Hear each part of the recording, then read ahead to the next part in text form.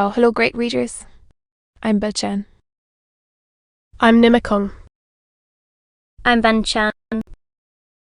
In this class, I'll read to all of you. Chap. 30 sec, 1 of Jane Eyre, an autobiography.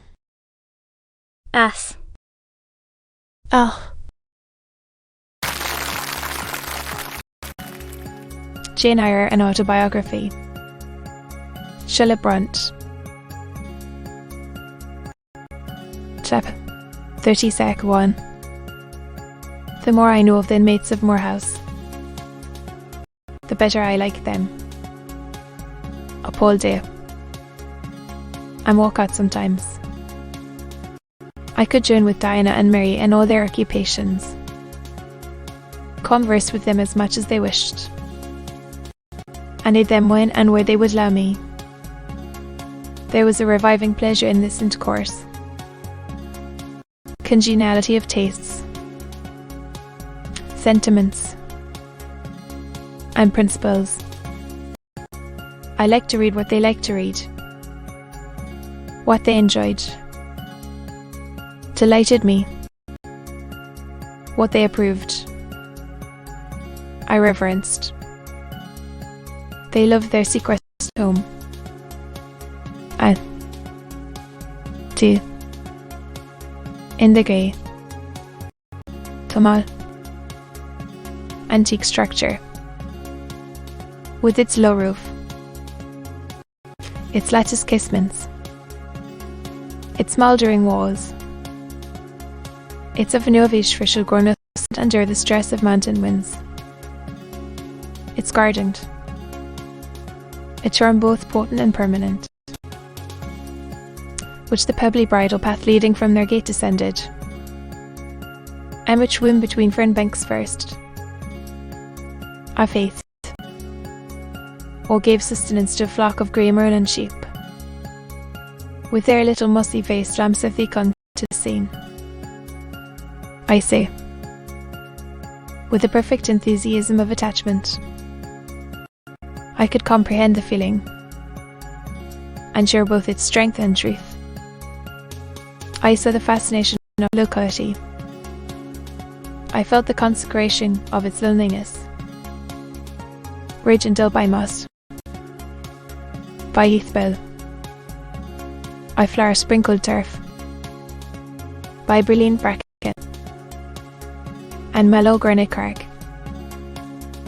Sources of pleasure. Strong blast in the soft breeze, the rough and the halcyon day, the hours of sunrise and sunset, the moonlight and the clouded night, developed for me. In these regions, the same attraction as for the mind round my faculties, the same spell that entranced theirs. Indoors we agreed equally well. They were both more accomplished and better read than I was. But with eagerness I followed in the path of knowledge they had trodden before me. I devoured the books they lent me, perused during the day, thought fitted thought, opinion met opinion. We coincided. In short, perfectly. If in our trio there was a superior and a leader, it was Diana. Physically, she far excelled me. She was handsome. She was vigorous. In her animal spirits there was an affluence of life and certainty of flow, such as excited my wonder, while it baffled my comprehension. I could talk a while when the evening commenced, but the first gush of vivacity and fluency gone. I was fain to sit on a stool at Diana's feet, to rest my head on her knee, and listen alternately to her and Mary, while they sounded thoroughly the topic on which I had but touched. Diana offered to teach me German. I liked to learn of her. I saw the part of instructress pleased and suited her. That of scholar pleased and suited me no less. Our natures dovetailed. Mutual affection of the strongest skin was the result. They discovered I could draw. Their pencils and colour boxes were immediately at my service. My skill, greater in this one point than theirs, surprised and charmed them. Mary would sit and watch me by there together. Then she would take lessons. And a docile, intelligent, assiduous pupil she made. Thus occupied and mutually entertained. Days passed like hours, and weeks like days. As to Mr. St. John, not extended to him. One reason of the distance yet observed between us was that he was comparatively seldom at home. The scattered population of his parish, though they seemed to hinder in these pastoral excursions, rain or fair, he would,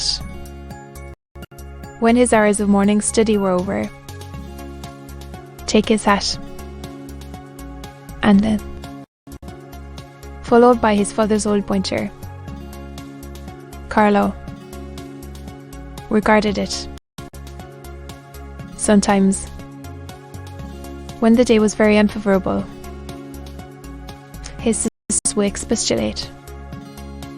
He would then say, with a peculiar smile, more solemn than cheerful, aside from these easy tasks, Dinah and Mary's general answer to this question was a sigh, and some minutes of apparently mournful meditation. But besides his frequent absences, there was another barrier to friendship with him. He seemed of a reserved and abstracted, and even of a brooding nature, zealous in his ministerial labours, blameless in his life and habits. He yet did not appear to enjoy that mental serenity, that inward content, which should be the reward of every sincere Christian and practical philanthropist. Of an evening, when he sat at the window, his desk and papers before him, he would cease reading or writing, rest his chin on his hand, and deliver himself up to I know not what course of thought, changeful dilation of his eye. I think, moreover, that nature was not to him that treasury of delight it was to his sisters. He expressed once, and but once in my hearing, a strong sense of the rugged charm of the hills, and an inborn affection for the dark roof and hoary walls he called his home. The sentiment was manifest. Silence they never seek out or dwell upon the thousand peaceful delights they could yield. Incommunicative as he was, some time elapsed before I had an opportunity of gauging his mind. On Church of Martin, I wish I could describe that sermon, but it is past my power. I cannot even render faithfully the effect it produced on me. It began comment indeed. As far as delivery and pitch of voice went, it was come to the end, and earnestly felt, yet strictly restrained zeal breathed in the distinct accents, and prompted the nervous language. This grew for second pressed, condensed, controlled. The heart was thrilled, the mind astonished, by the power of the preacher. Neither were softened. Throughout there was strange bitterness, an absence of consolatory gentleness, stern allusions to Calvinistic doctrine selection. To be continued.